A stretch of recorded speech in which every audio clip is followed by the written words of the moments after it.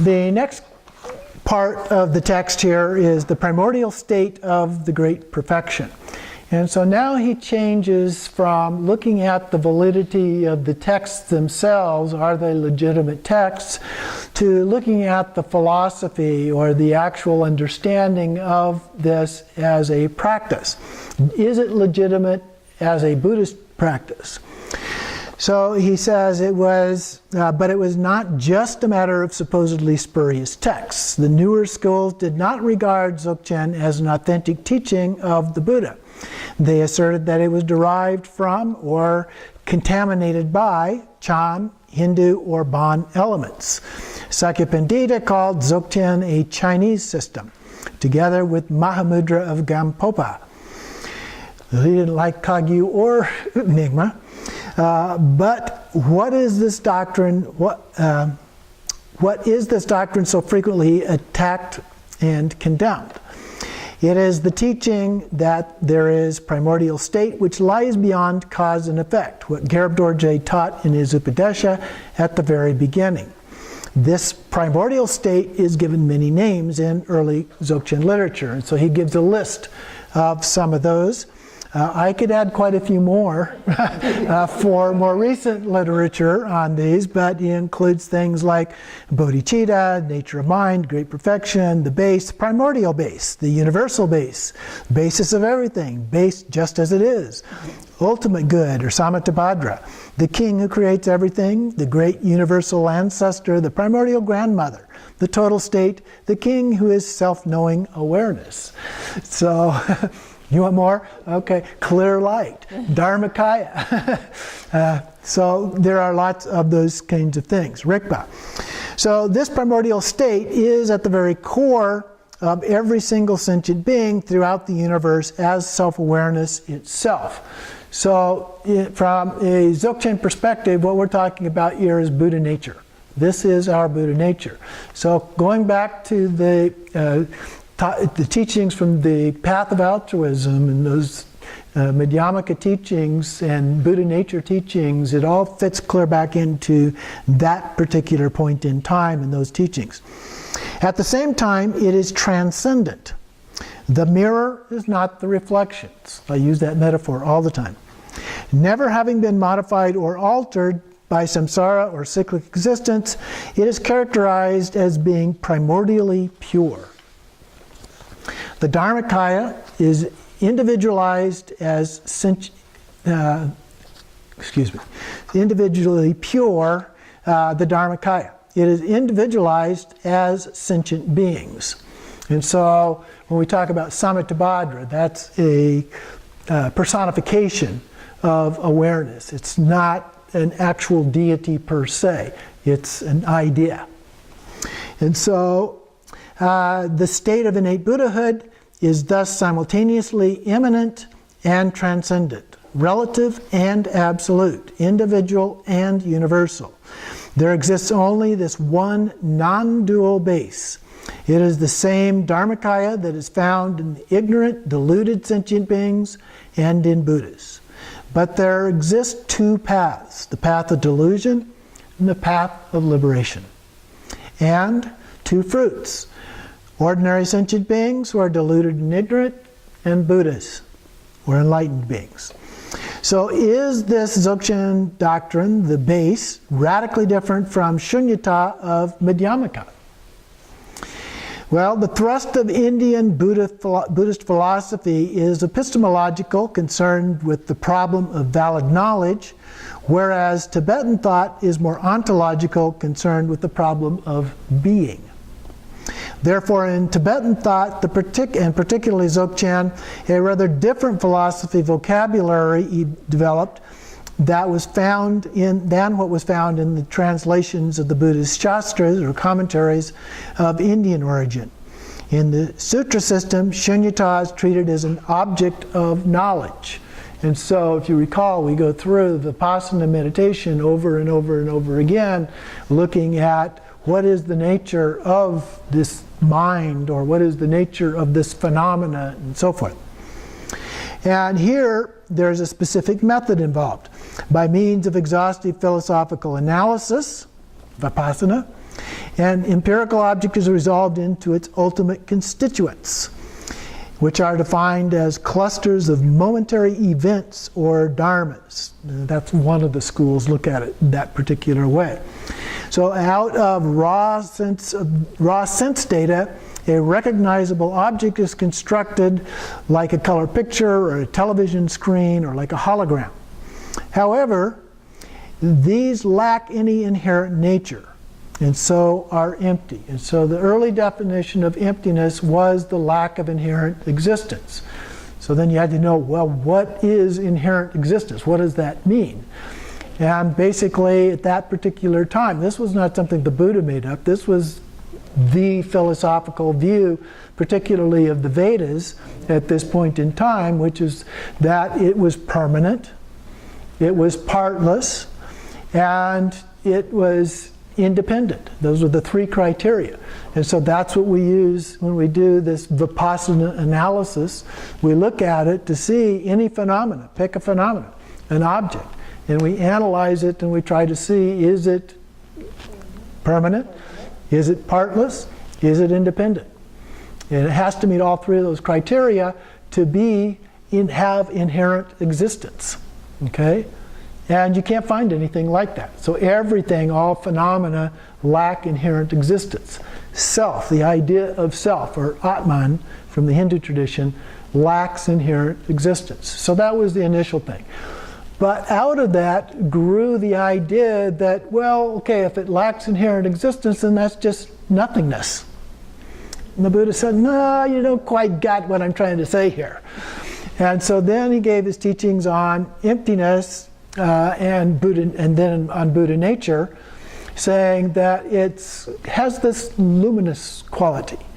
Okay? And so there's a quality to it in addition to this more empty quality that go together. And so now we have different forms of emptiness in the different lineages. So each of the different lineages tends to, or levels, tend to look at these in slightly different ways. So the path of individual liberation talks about what is characterized as awareness emptiness. We're aware of physical objects. We're aware of a self. These things that we're aware of are empty. So awareness emptiness. When you get to the path of altruism and the Madhyamaka and the Buddha nature and the Prajnaparamita text and so forth, in that they talk about Buddha nature, luminous emptiness, this clarity that they have. And then when you get to the path of Tantra, they bring in the deity practice, and so they talk a great deal about transcendent bliss. And so we talk about bliss emptiness. When we get to Dzogchen, we talk about awareness as the ultimate. And so we put those together and we have awareness emptiness. When we get to Buddhahood, we get to another whole level. We talk about compassion emptiness. Okay? So each one of these has slightly different things, and yet it's not like they're totally different from each other. It's like the front and the back of your hand. It's more like they're different qualities of emptiness, of the ultimate, rather than unique individual separate things. Okay? Anyway, a little bit of an aside. So lacking this abiding self, they are not the same as consciousness. Rather, they represent the contents of consciousness. And these dharmas, we'll talk about the dharmas here, are all the mind knows of the external world. Out of these phenomena, the mind creates the perceived world. Through prajna, through repeated exhaustive analysis, or prajna, the practitioner discovers that all things external and internal are empty and lacking this inherent existence. All that remains is shunyata. They're empty of those things. Thus, shunyata is an object of intellectual knowledge. But this is not how Dzogchen talks about shunyata. So some scholars say that Dzogchen is like the Shintang of the Jonan school. He doesn't elaborate in here on that particular perspective, but we've talked about it in terms of Shentarikshita, and when he talked about the Yogacara and the Shentong, and those two views are essentially the same. There are some nuances of difference, but they are essentially the same. And they are essentially the view, the philosophical view, that is taken by Dzogchen. And here he's trying to differentiate them. But I would argue that they're really essentially the same.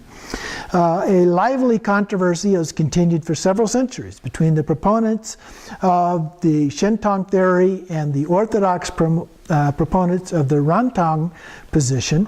This Zhonang school was suppressed and abolished by the 5th Dalai Lama. It wasn't actually abolished, but it was pretty much wiped out. It's made a comeback more recently in the last few years, to the point that they've actually asked the Dalai Lama to be recognized as a legitimate branch of Tibetan Buddhism.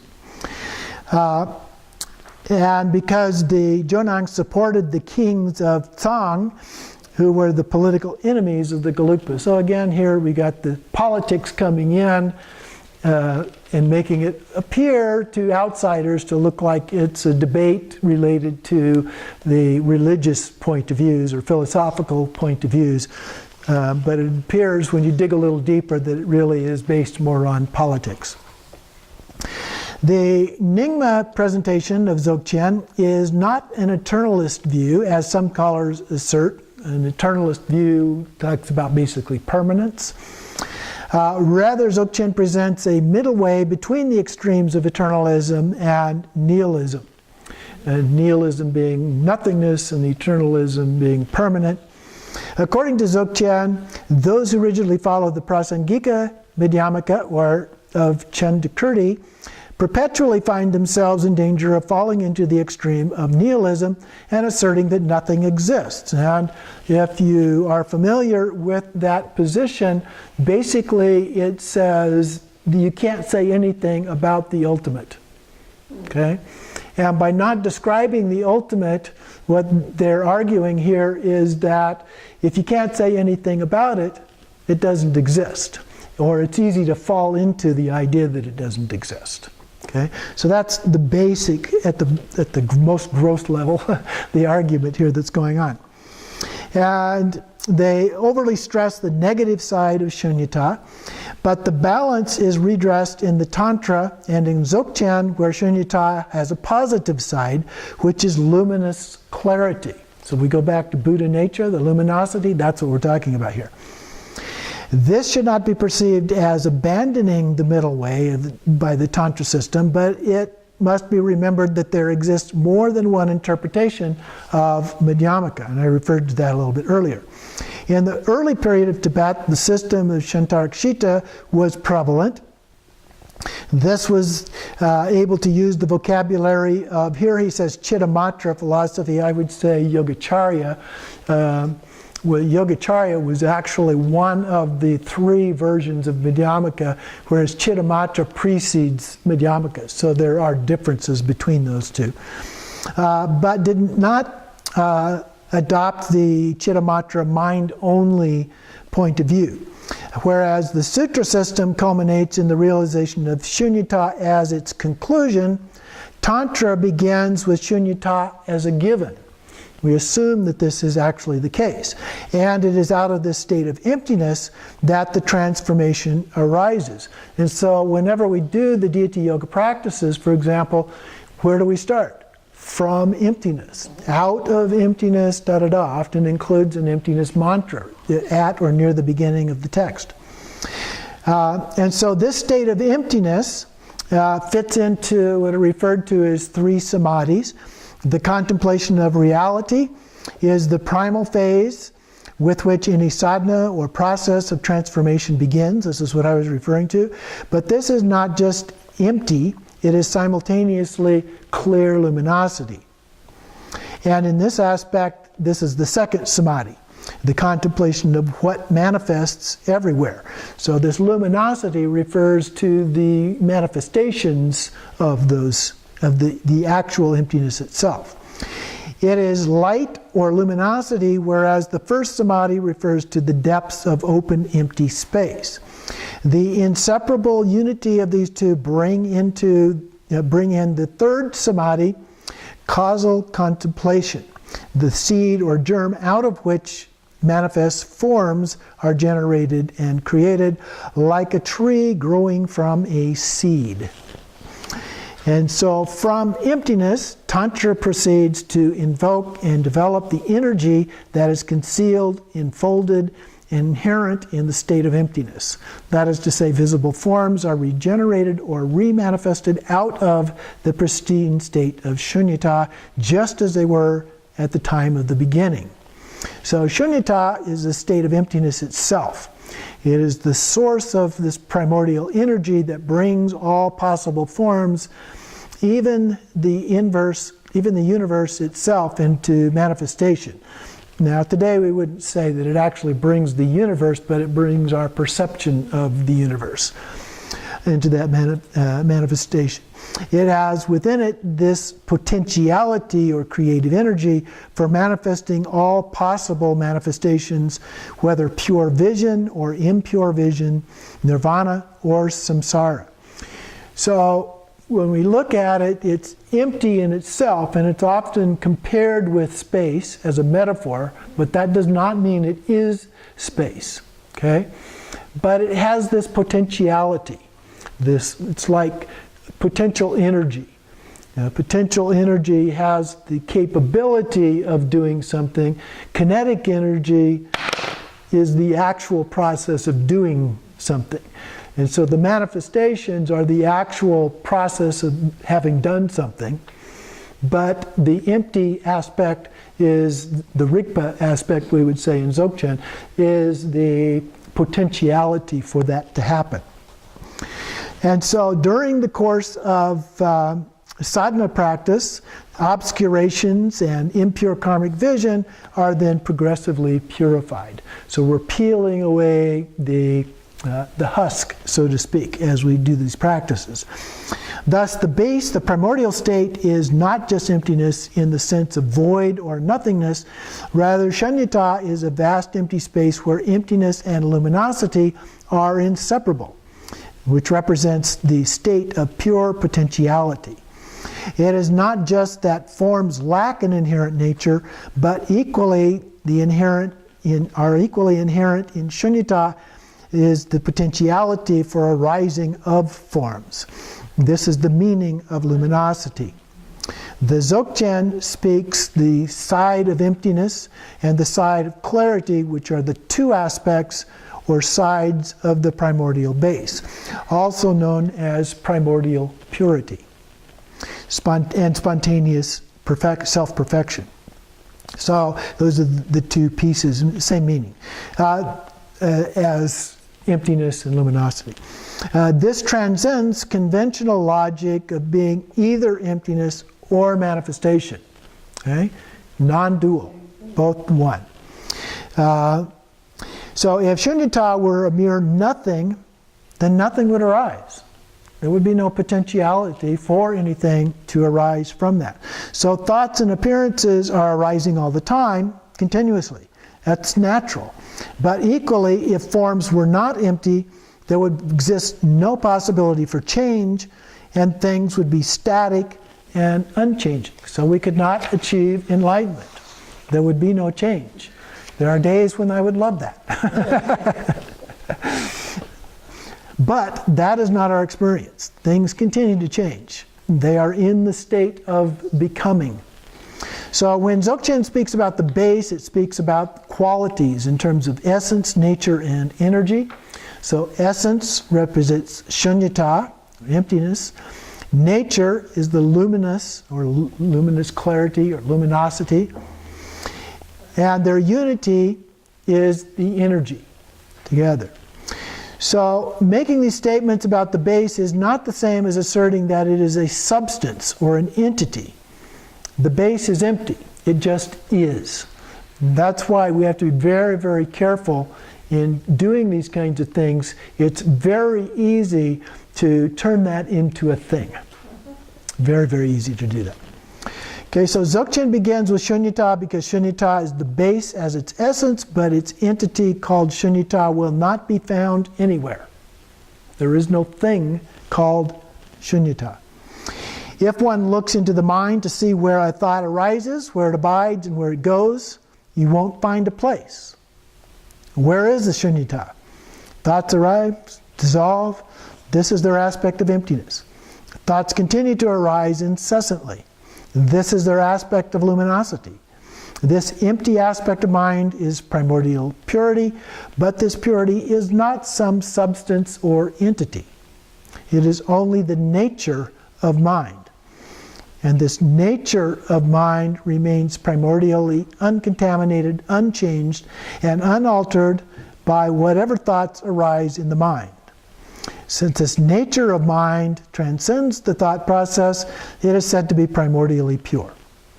But simultaneously, it is mind, or sems. Mind has the power or capacity to bring all thoughts and phenomena into manifestation in consciousness. Forms continuously arise as manifestations of mind. This is called spontaneous self-perfection. There is no contradiction with the doctrine of an Atman, no Atman or no soul. Does this contradict the Buddha? All conditioned things, the Buddha said, all conditioned things are impermanent, are without self, and are suffering. This is the teaching of the Buddha. But the primordial state is not a thing or a substance. It cannot be defined by words. It is the noble silence that the Buddha maintained after he first attained enlightenment. Yet, because of his compassion for all sentient beings, he spoke of that which cannot be expressed in words. You know, the name which must not be named, from Harry Potter. Is like trying to explain the taste of sugar to a man who has never tasted anything sweet. Okay? But at the same time, we only know, in that sense, the relative. We can only talk about the relative. So we have to use words like it's like space to try and get the idea across. Or it is emptiness. That's just another label compared to the real thing. And so that's why we sometimes use the phrase emptiness of emptiness. Okay? Where the first emptiness is what we think emptiness is, the idea of emptiness, and then the other one is the emptiness of the idea. So it goes beyond or transcends the idea of emptiness. So language cannot mirror reality. Just as the way to the mirror is through its reflections, so the Buddha spoke of conditioned things, but he also spoke of unconditioned, usually by way of negative statements, employing a kind of via negativa. It's a Western concept, but it applies across various philosophical traditions. Hence he spoke of anatman, no atman, and shunyata, emptiness. So the core message of the Buddha is often expressed as a via negativa, but was this always so? And here I was talking about a little bit earlier. The Pali Canon of the Theravadan school was edited in its final form around 500 CE in Sri Lanka by scholars belonging to the Mahaviharika school. Okay? And the Mahavirikas go to extremes in their interpretation of the Anatman doctrine. They assert that only momentary atomic events, psychic and physical, called dharmas, occurred during the stream of consciousness of a sentient being that are real. So these moments were considered to be real. There exists no person as an integrating structure for the mental events, despite our ordinary experience to the contrary.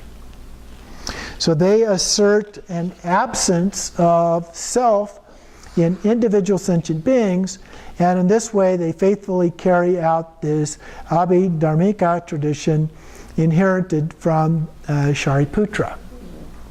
Okay, so it's one point of view, one of the disciples of the Buddha. But among the Mahasangikas, there were preserved other traditions of the Buddha's teachings. About 140 years after the Paravana of Nirvana, the ancestors of the Theravadins, the predecessors of the Theravadins, and related sects separated from the Mahasangikas. These Mahasangikas, whose traditions go back to the time of the Buddha as well, represented a kind of proto-Mahayana, which gave birth to the Mahayana. This is what I was talking about a little bit earlier. So the Mahasangikas preserved this tradition coming from the master Subhuti, who, like Shariputra, was a senior disciple of the Buddha. According to later Mahayana tradition, Subhuti had more profound understanding of the real meaning of the teaching of the Buddha than did Shariputra. Yeah, we're getting into the political things here. So this tradition of Subhuti is found in the Prajnaparamita Sutra. So the view we find here is the insubstantiality of the emptiness of all things. These momentary events called dharmas are also not real. Okay? So that's one of the significant differences. And so this second turning of the wheel of Dharma is regarded as the ultimate teaching of the Buddha by Tibetan lamas, but this teaching can unfortunately lead to nihilism. This trend was counterbalanced by the third turning of the wheel and also by the Yogacara school, with an emphasis on the importance of meditation practice against an overemphasis on the philosophical analysis. So that's another difference as we get into this. The one side of things tends to look at the philosophical analysis that you were referring to, and the other side tends to put more emphasis on practice. Okay? And when Mipam looked at these two, that's one of the things that he points out. When you look at it from an intellectual point of view, Prasangika makes sense. No impermanence, there's nothing you can say about it, so it just is. On the other hand, in terms of practice, it's helpful to say, this is actually permanent. There are some qualities and characteristics about it that can help your practice. Okay? So the two both can work from slightly different points of view. And the emphasis on practice as opposed to the emphasis on the cognitive understanding or an intellectual approach to this of the earlier traditions. So in these sutras we find reference to the doctrines of the luminous quality of mind. It served as a corrective to a wrong or purely negative understanding of the doctrine of shunyata. So like Tantra and Dzogchen, Chan approaches shunyata in terms of direct, immediate experience rather than through philosophical analysis. So they fit in with the other parts of the Madhyamaka or middle way school. So Zen is also considered, and Chan both considered to be middle way or Madhyamaka schools. So these so-called aberrant or unorthodox views may have actually formed part of the Kugna or original core teachings of the Buddha. And suspect teachings like Dzogchen and Mahamudra only continue this ancient tradition. In the oldest sutra texts, there are consistent emphasis on the key importance of smriti, mindfulness. It is in harmony with the essential point of Dzogchen. So mindfulness is used as a synonym for Rigpa. Now mindfulness and awareness in the English language are synonyms for each other, but they are sometimes differentiated from each other to look at different levels of mindfulness, different aspects of mindfulness. So the essence of mindfulness is awareness, and the opposite is the lack of awareness. So Rigpa and Ma-Rigpa. Thus we discovered that despite many historical and cultural differences, the fundamental unity of approach with regard to this basic Theravadan meditation exists in Chan and Dzogchen. In fact, when I teach the Dzogchen practices, we start off in the earlier traditions talking about shunyata, the single-pointed calm abiding, but we call it basic single-pointed calm abiding. When we get to Dzogchen, we talk about shunyata, but we call it advanced shunyata. It's not that there's a significant difference between the two in terms of the basic idea, but the focus changes. the focus is different. You go from shunyata with signs, objects, things, or ideas, to shunyata without signs. No object of focus. And that's what makes the significant difference between the two. So they're very closely related, but there is this difference between them as well. So mere reference to text cannot establish this. However, because fundamentally the question belongs to the realm of experience, and that can only be explored in dialogue among practitioners of these different Buddhist traditions. So it's only through discussion of people who have experience with these things can we actually get to the point where we can have some understanding in words of these things based on our direct experience of these in our practice. And this is one of the problems we have in modern science trying to do research on these subjects, because we're so locked into the secular idea of mindfulness at a very basic level.